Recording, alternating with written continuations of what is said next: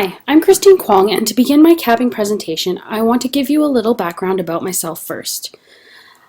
For the first 8 years of my teaching career, I was a K-9 teacher. But then 3 years ago, I left the classroom to become a collaborative lead teacher for my school division. Before that time, I'd never thought about taking my master's, but I had always had a love for educational technology.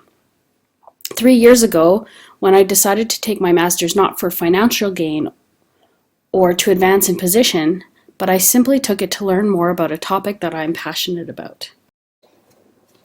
For my capping presentation, I looked back at an assignment I did for EdL 545, Integration of Emerging Technologies.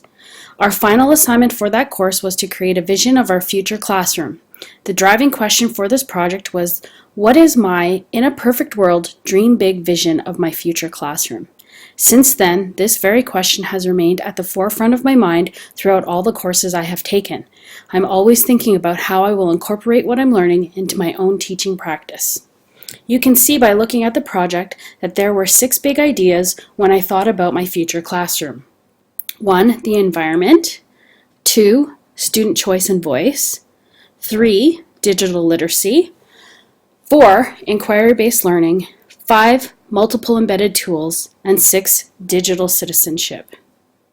I used a number of tools to create this presentation. I used Canva to create the background image. I used Telegami to create avatars which play in the videos that are linked within a ThingLink presentation. Here's a snippet of one of the videos.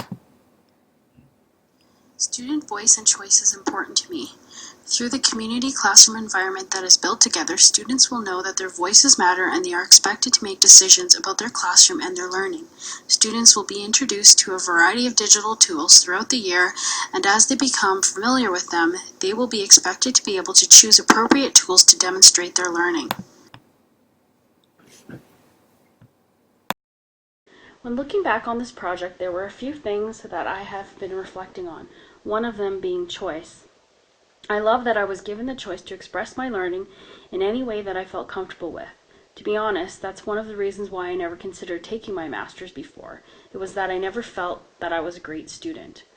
I particularly have a hard time with writing, and what my undergraduate degree taught me is that university courses meant a lot of research paper writing, and that did not appeal to me.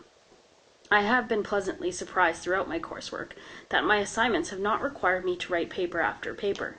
This has made me reflect on the ways in which I assess my own students.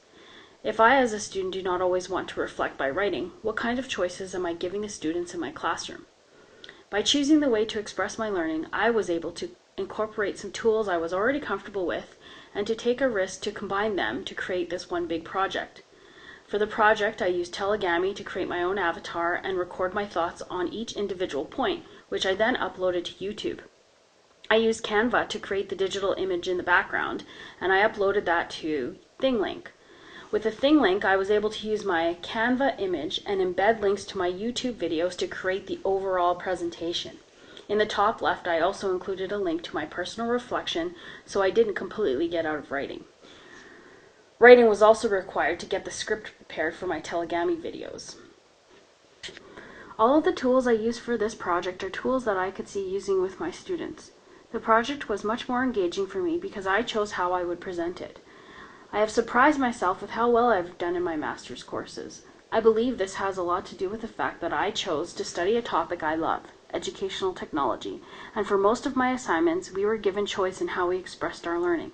What choices do I give students in topic and expression of their learning in my own classroom? I would also add creating community into my vision. Because this project was for an emerging technologies course, a lot of the focus was on high-tech tools. Shortly after I created the project, I posted it to my blog and tweeted the link. I heard back from several people that commented on technology being such a large focus in my vision. But it is not all about the tech tools. A course I took through the Mahatma Gandhi Summer Institute on the curriculum of community taught me that. It had a huge impact on me as a teacher and a person. Looking back on my vision, I would add creating community and make it my #1 priority. It is important to create that community among students and teachers as the foundation, but also to include parents and families of the school community. Which brings me to my next point. The focus is not on the tool, it's on what the tool makes possible. For me, the biggest thing that technology makes possible is the connection between people. Oftentimes when people talk about technology and education, they talk about it for engagement and how these shiny new tools make that happen with students. For me, it's not the newness or the cool factor that engages the students. It is the connections to other humans that make it engaging. Think about social media apps and what they do.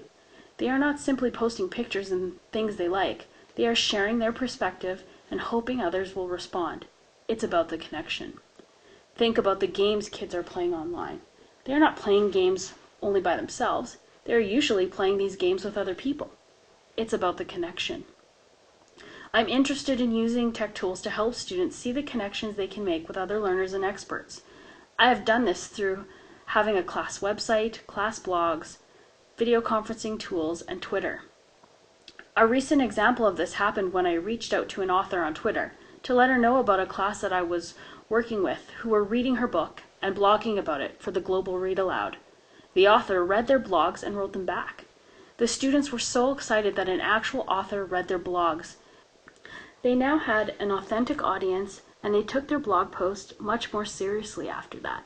Their teacher, who I was working with at the time, thanked me and commented how she had never seen junior high students get that excited about writing before. She plans on continue blogging with her students even after the Global Read Aloud is over. Thank you for listening. Now I ask you, what is your vision of your future classroom?